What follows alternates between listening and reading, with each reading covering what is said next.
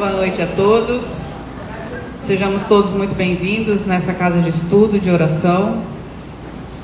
Vamos relembrar aqui as atividades da casa. Na terça-feira, à noite, às 7h30, toda terça-feira, temos o estudo da doutrina espírita para iniciantes e também o estudo aprofundado. É um estudo gratuito e aberto para todos. Sejam todos muito bem-vindos também para participar desses estudos, tá? Sexta-feira temos a nossa palestra aqui à noite, sexta-feira às 20 horas. Domingo também tem palestra, mas é no outro polo nosso. A gente tem um outro ponto do Centro de Estudo Espírita Fonte de Paz, que é no Jardim Florianópolis. E quarta-feira à tarde tem também uma reunião virtual, que tem a palestra também pública. Então, quem tiver interesse em participar da reunião virtual, é só pedir para mim, para a Jusilene, né, para o pessoal daqui da casa, o link, tá? Que aí fica aberto lá para vocês poderem participar. Hoje é a palestra da Jusilene. Eu vou estar lendo aqui a mensagem de abertura, e é do livro Fonte Viva, Psicografia de Chico Xavier, pelo Espírito Emmanuel. A lição de número 69. É uma lição que eu gosto muito e que muito toca os nossos corações, denominada Firmeza e Constância. É a carta de Paulo, a primeira carta de Paulo a Coríntios, capítulo 15, versículo 58. Aí Paulo coloca: portanto, meus amados irmãos, sede firmes e constantes, sempre abundantes na obra do Senhor, sabendo que o vosso trabalho não é vão no Senhor. Paulo. Vamos ver aí as explicações de Emmanuel. Muita gente acredita que abraçar a fé será confiar-se ao êxtase improdutivo. A pretexto de garantir a iluminação da alma, muitos corações fogem à luta, trancando-se entre as quatro paredes do santuário doméstico, entre vigílias de adoração e pensamentos profundos acerca dos mistérios divinos, esquecendo-se do que todo o conjunto da vida é criação universal de Deus. Fé representa visão. Visão é conhecimento e capacidade de auxiliar. Quem penetrou a terra espiritual da verdade encontrou o trabalho por graça maior. O Senhor e os seus discípulos não viveram apenas na contemplação. Oravam sim, porque ninguém pode sustentar-se sem o banho interior do silêncio, restaurando as próprias forças nas correntes superiores de energia sublime, que fluem dos mananciais celestes. A prece e a reflexão constituem o lubrificante sutil em nossa máquina de experiências cotidianas. Importa reconhecer, porém, que o mestre e os aprendizes lutaram, serviram e sofreram na lavoura ativa do bem, e que o Evangelho estabelece incessante trabalho para quantos lhe expossam os princípios salvadores. Aceitar o Espiritismo é renovar-se para as alturas. E só o clima de serviço consegue reestruturar o espírito e santificar-lhe o destino. Paulo de Tarso, invariavelmente peremptório nas advertências e avisos, escrevendo aos Coríntios, encareceu a necessidade de nossa firmeza e constância nas tarefas de elevação, para que sejamos abundantes em ações nobres com o Senhor. Agir ajudando, criar alegria, concórdia e esperanças, abrir novos horizontes ao conhecimento superior e a melhorar a vida, onde estivermos, é o apostolado de quantos se devotam à boa nova. Procuremos as águas vivas da prece, para lenir ao coração, mas não nos esqueçamos de acionar os nossos sentimentos, raciocínios e braços no processo de aperfeiçoamento de nós mesmos, de todos, de tudo, compreendendo que Jesus reclama obreiros diligentes para a edificação do seu reino em toda a terra.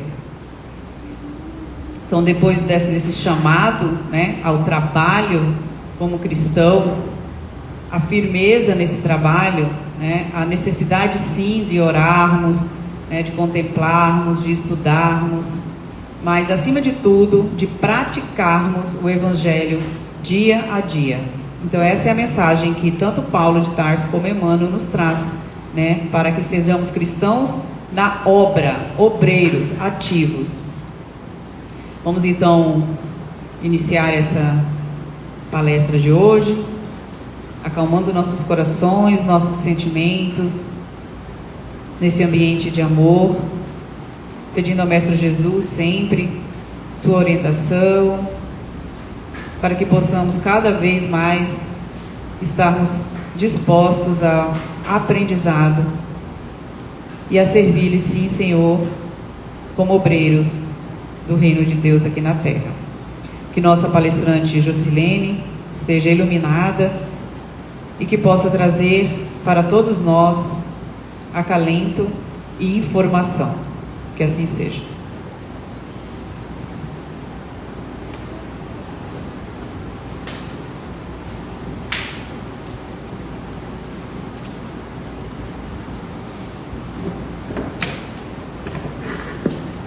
Boa noite a todos, que Jesus nos envolva a todos neste clima e que todos sejam bem-vindos a absorver as energias que emanam da feitura do Evangelho.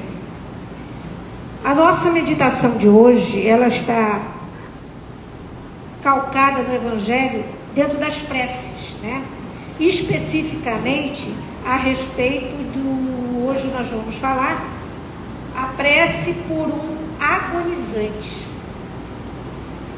Kardec foi tão preciso que essa parte de preces, na verdade, ele consegue introduzir no prefácio, que está no item 57 do Evangelho, na parte de preces, ele condensa em uma sentença várias partes de vários livros. Hoje, especificamente, uma prece por os agonizantes, eles estão envoltos no céu e inferno, no livro dos Espíritos e no próprio Evangelho. E essa fala dele é de suma importância para a gente atentar as mínimas questões que ele tenta nos trazer para a nossa compreensão, que nem sempre a gente lê a primeira vez, a segunda vez não é o mesmo entendimento que a primeira, e assim a gente vai abrindo sempre novos leques, que é o objetivo de Kardec, o pensar, né?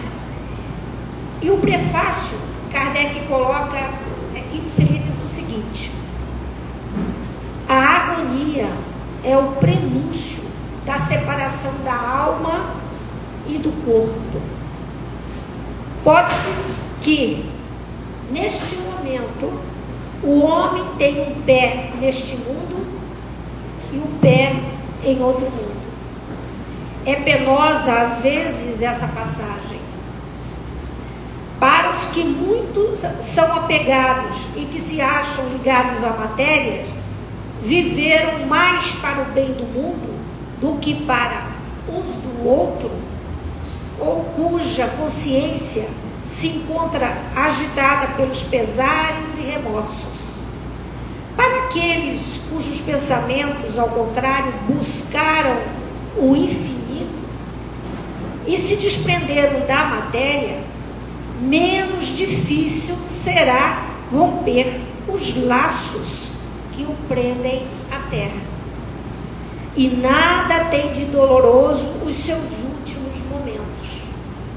Apenas o fio que liga, então, a alma ao corpo, enquanto que o outro nas profundas raízes e conservam presa a este. Em todos os casos, a prece exerce ação poderosa sobre o trabalho da separação. Então, aqui nesse prefácio, Kardec, já dá a entender a importância que nós temos de nos dedicar a essa visão da agonia na hora da morte. Por que existe essa agonia? Quando a gente chega no mundo, só a gente chora e todo mundo ri, né? E quando a gente vai para o mundo de lá, todo mundo chora, inclusive nós que estamos partindo. É muito interessante essa questão. Por quê? Porque a gente não é daqui. Nós viemos aprender, vivenciar uma situação, mas o nosso lar não é aqui na Terra. E, no entanto, a gente tem essa figura de chegada e de partida. E é interessante que nessa prece que a gente faz por um agonizante, a primeiro pensamento a gente dedica a Deus. E a prece de Kardec começa assim: Deus onipotente. Na segunda estrofe é que ele fala que os espíritos possam vir me auxiliar. Eu acho interessante porque há uma hierarquia de compreensão ao falarmos diretamente com Deus e com aqueles que estão mais ao nosso lado. Agonizante, então, é toda pessoa que está para desencarnar, especificamente sobre esse item. Libertar do corpo físico, que na verdade já não possui mais condições de continuar a servir. Já não é mais instrumento de manifestação daquele espírito, a fim de expressar-se, a fim de trabalhar, a fim de aprender e conviver como um todo no mundo material. O agonizante é quem está deixando o corpo físico. E dentro do Espiritismo nos ensina que essa passagem de plano físico para o plano espiritual acontece justamente quando o fluido vital ela vai se apagando. É a lâmpada que vai se apagando. E a gente vê que é uma coisa natural, né?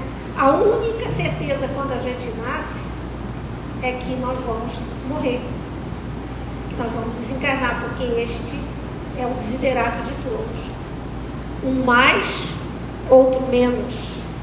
Então os órgãos vão se definhando, o corpo vai deixando de agir, em consequência a desorganização molecular e por isso a morte. E com isso o perispírito vai se desprendendo.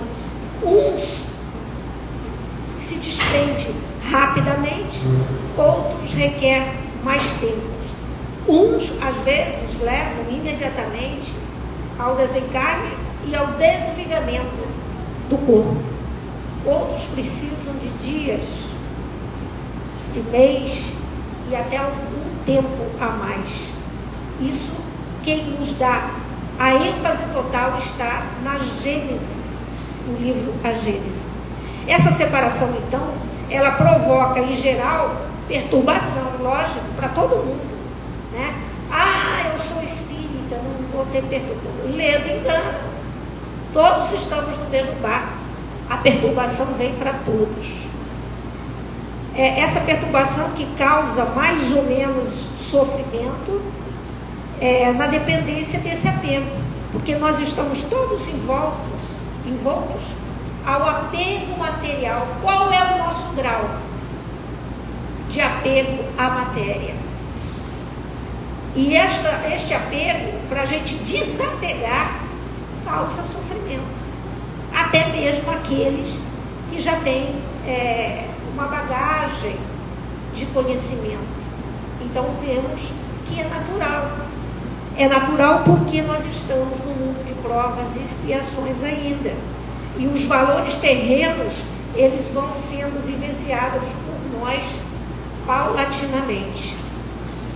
E essa sensação como diz a Gênese, a sensação dolorosa da alma, quando ocorrido a morte, está justamente na razão direta da soma dos pontos de contato de existência entre o corpo e o nosso perispírito.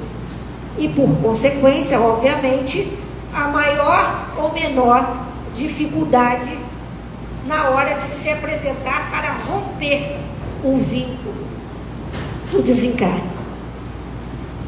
No livro Céu e Inferno, a gente vai encontrar a seguinte passagem.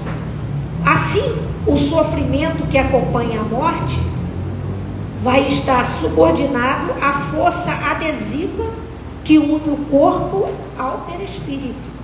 Né?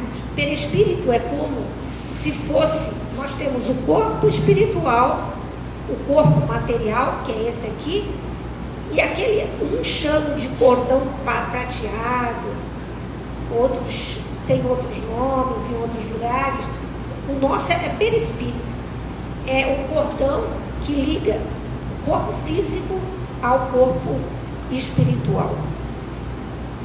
E essa passagem, ela torna menos penosa e finalmente o despreendimento se opera naturalmente, sem qualquer dificuldade, a maneira de mais ou menos que a gente compreende e como nós vivemos, né? Isso deixará de experimentar. Isso não quer dizer que a gente vai deixar de experimentar, é um sentimento às vezes desagradável na hora do nosso rompimento. Mas a gente pergunta, como vamos facilitar o tal despreendimento para o agonizante? Primeiro, para nós temos a orientação da prece. Esse é um dos itens. Mas a causa principal de maior ou menor facilidade nesse despreendimento é o nosso estado moral. É o estado moral da alma. O que isso quer dizer? Se a gente viveu bem nesta vida, a gente vai morrer bem também. É ordem de causa e efeito. A afinidade entre o corpo e o perispírito é proporcional justamente a esse apego mais ou menos que eu tenho e que atinge o máximo das criaturas. Justamente são as preocupações que a gente traz ao longo da nossa existência. E a gente tem que observar que unicamente é nós compreendermos o que é gozar a vida, né? Assim, o pensamento de um homem de bem, obviamente, que se esforçou em buscar conhecimento, em ser melhor, né? Voltar os seus pensamentos a Deus, esse homem, evidentemente, vai ser mais tranquilo. Ele vai sofrer, mas ele vai sofrer em menor grau. Ele vai saber deixar os laços que o prendem à matéria e se desfazendo com maior facilidade. Ao contrário, obviamente, aquele que ficou agarrado às coisas materiais, que valoriza as questões da matéria, do gozar a vida no sentido de aproveitar tudo, né, em todos os sentidos, esse vai ter mais dificuldade. Mas tem uma questão, em qualquer dos casos que ele fala, em qualquer ou tanto um quanto o outro, ao desprender, a prece vai ajudar muito as pessoas. E esse manancial de vibração que a gente possa emitir na hora que a gente está vendo a agonia de uma pessoa, está vendo que ela vai desencarnar, que ela vai morrer, e se nós começarmos a vibrar, ela vai receber. E ela é um bálsamo para todos que a gente consegue atingir com a oração. E que desejam, nessa passagem, ter um alívio. Da nossa parte, quem de nós não quer ter um alívio? Né? Nós temos que pensar, como que eu vou morrer? Não é ficar paranoico, por favor. Mas é o sentido de saber que você está aqui, né? E que logo mais pode não estar. E como nós vamos despertar? Como vai ser o nosso despertar no mundo espiritual? Como eu disse, a última frase da prece que Kardec coloca por um agonizante, ela é dirigida primeiramente a Deus. Porque é o modo de você falar diretamente com o Pai, né? Quando ele diz, fazei que o meu pensamento possa agir de maneira a ajudar a pessoa que está necessitando das nossas orações.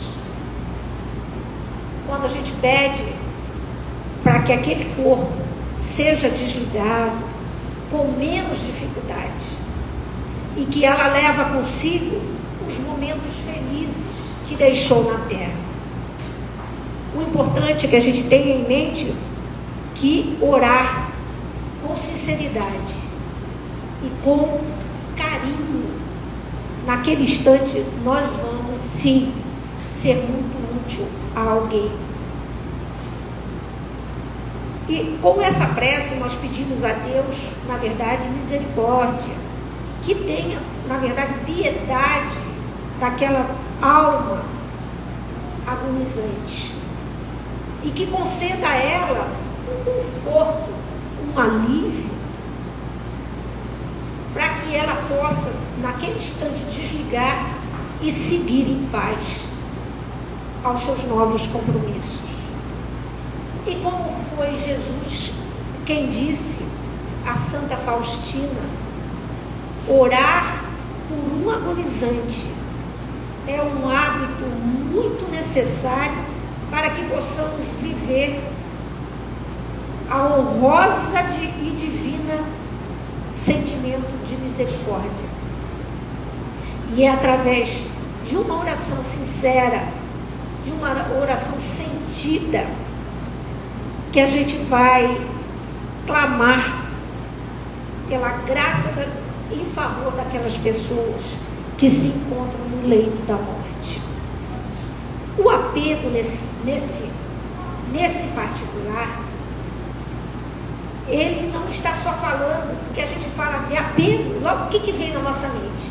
Né? Apego ao meu dinheiro, apego ao meu carro, apego à minha casa, né? Apego às minhas coisas, às minhas joias.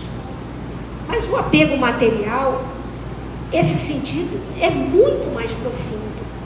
Ele é mais profundo porque ele adentra outras questões a respeito até da minha forma de viver, da minha personalidade, né? O apego à minha imagem, por exemplo. Quanta gente não está, às vezes nem é o dinheiro, mas é a sua personalidade. Eu sou assim, eu sou maior, eu sou a última colocada. Esse é um empecilho muito grande para o nosso desapego. O apego à família. Muitos que estão desencarnando, estão no leito de dor, intimamente ele não se desliga por causa da família. Como vai ficar minha família? O que eu deixei para ela? E aquilo é um modo de prendê-lo ao leito de dor. Tem pessoas que se apegam ao trabalho. Ninguém vai me substituir. Como que vai ser o trabalho? Ledo engano, né? Você vira as costas, o outro já sentou na sua cadeira e faz do mesmo jeito. E a gente tem um apego ao trabalho. Veja bem, quando a gente fala apego ao trabalho, não é que nós deixemos de ser absolutamente desleixados, não é isso. A questão é que nós temos que fazer a coisa certa, sermos conscientes, sermos profissionais bons.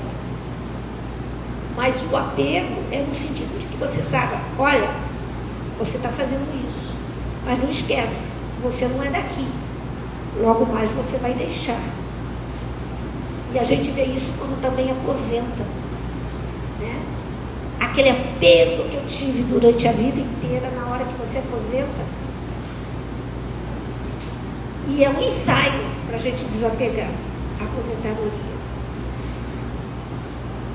Isso tudo, no momento do desligamento do corpo, influi o nosso desencarne, o nosso nível de retorno, como vai ser o teu retorno à pátria espiritual.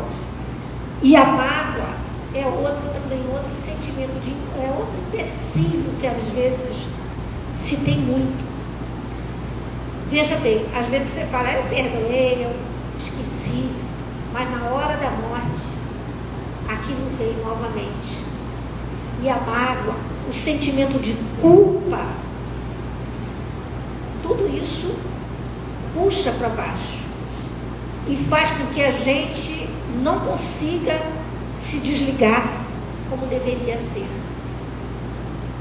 Então, esse apego emocional também a gente vai ter que ir treinando para saber a hora de deixar, a hora do momento da morte, para que esses empecilhos não venham ser muito pesados para nós. Quando você tem essa vivência de viver o bem, de buscar o bem, você sabe que a sua morte, você vai sofrer determinadas circunstâncias, mas rapidamente.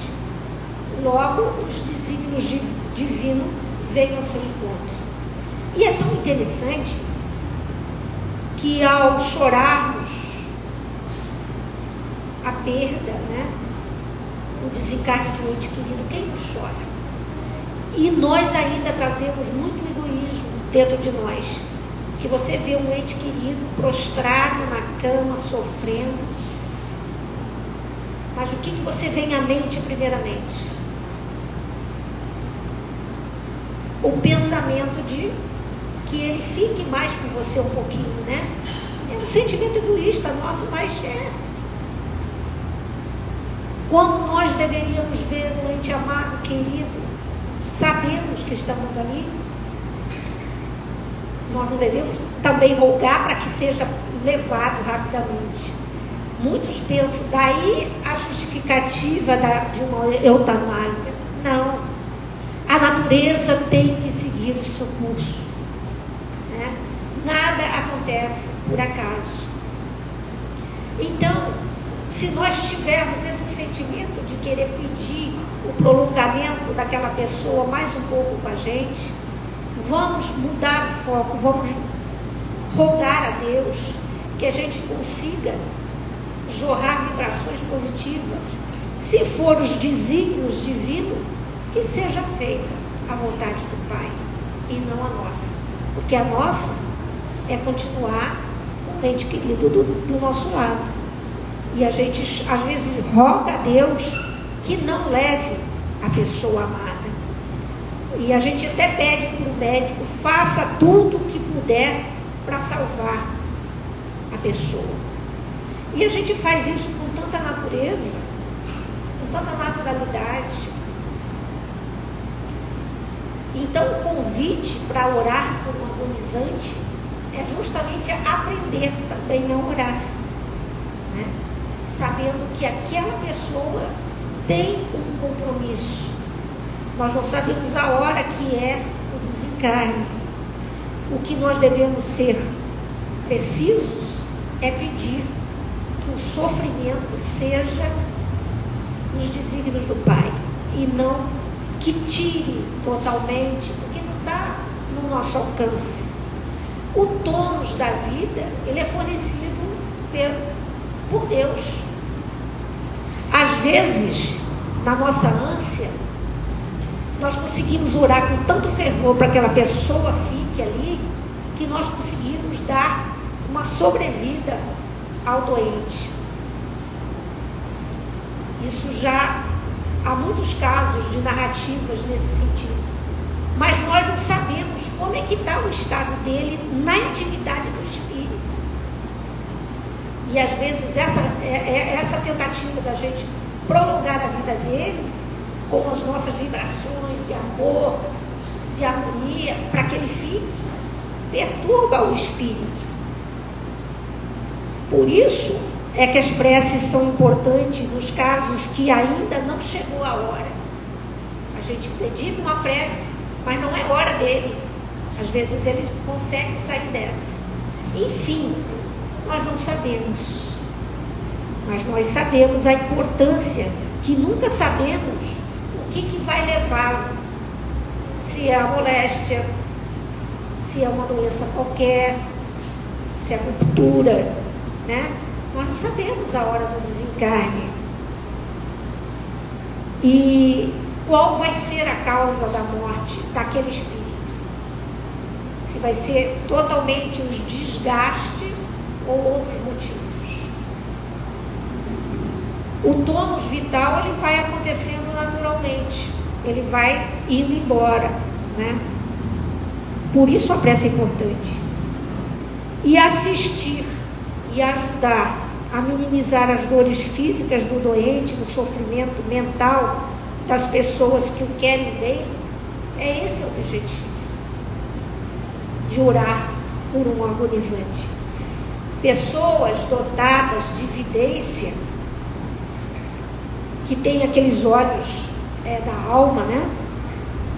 Nos diz que toda atividade dos benfeitores no atendimento aos doentes, seja nas residências, seja nos hospitais, elas são intensas. Quem já ouviu falar que a melhora da morte? A melhora da morte é aquela que todos os familiares estão ali em cima do doente e não deixa, pelas suas forças vibratórias, não deixa o doente desencarnar. E o que os benfeitores fazem? Dá o tono, aproveita a vibração daquele pessoal todo que está em cima, orando, e jorram, né? É como se fosse uma lâmpada, uma pilha, uma lanterna. A lanterna somos nós. A pilha é a oração que chega e dá a luz à lanterna. E aí dá uma melhora de um dia, né? E a pessoa, os familiares, principalmente que estão assistindo, alivia. Melhorou. Então vou em casa, vou tomar um banho, né? Vou fazer uma alimentação. E é nessa hora que todo mundo dá um suspiro, que eles conseguem dar um suspiro no doente para partir. Muitos já ouviram essa narrativa. Na literatura espírita, evidentemente, existem várias explicações como que os benfeitores amigos utilizam para o desencarne das pessoas. Uns, por exemplo, que estão acamados muito tempo, às vezes a espiritualidade vem e resgata, não desliga, resgata e leva, por exemplo, para o mar, para tomar a brisa do mar, e tem um diálogo agora com a pessoa ainda encarnada, tem aquele, digamos, um diálogo, um bate-papo para que ele se relaxe, para que não tenha medo. Enfim, são várias situações bem interessantes. Aí depois que ele passeia perante o mar, por exemplo, os espíritos voltam e recolocam de novo na cama, para poder haver um desenlace mais tranquilo. Outros que já têm conhecimento, às vezes no leito, eles são levados, conduzidos aos hospitais que eles vão ficar, né? Para que ele não tenha medo do lugar para onde ele vai. São N situações. Outros são conduzidos, retirados do leito ali e levados à sua mãe, aos seus pais já desencarnados, aos seus familiares, para ter um contato direto com eles e eles saberem que eles vão estar lá esperando por eles, e é trazido de volta, né? Para dar o momento exato do desencarne. Enfim, alguns vão até visitar lugares que eles gostariam de vislumbrar antes do desencarne. Enfim, são várias situações. Outros têm muitos traumas nessa passagem de outras encarnações, e eles são levados para vivenciar, para amenizar esses traumas, para que eles possam também, digamos, ter uma morte serena. Mas o importante de tudo isso, o importante é que nós temos a certeza de que sempre nos acompanham os benfeitores espirituais no momento da nossa passagem. Ninguém está só. Isso já é um alento muito grande. Todos nós temos acompanhamento nesse sentido. Maria Dolores,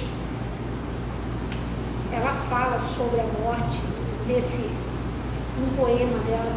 Eu não trago aqui porque é muito extenso. Nós vamos ver no livro que eu acho que todo mundo já leu, Paulo Estevam, Emmanuel faz uma prece para os agonizantes. E ele diz assim, ele começa a prece dizendo: Senhor Deus, Pai dos que choram, dos tristes e dos oprimidos, fortaleza dos vencidos, consolo de toda a dor. Embora a miséria amarga dos prantos do nosso erro, deste mundo de desterro, clamamos pelo vosso amor. Nas aflições do caminho, na noite mais tormentosa, vossa fonte generosa é o bem que não secará. Sois em tudo a luz eterna da alegria e da bonança, nossa porta de esperança que nunca se fechará.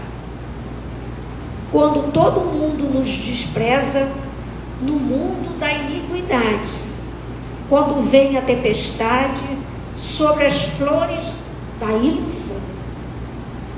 Ó Pai, sois a luz divina, o cântico com certeza, vencendo toda aspereza, vencendo toda a aflição.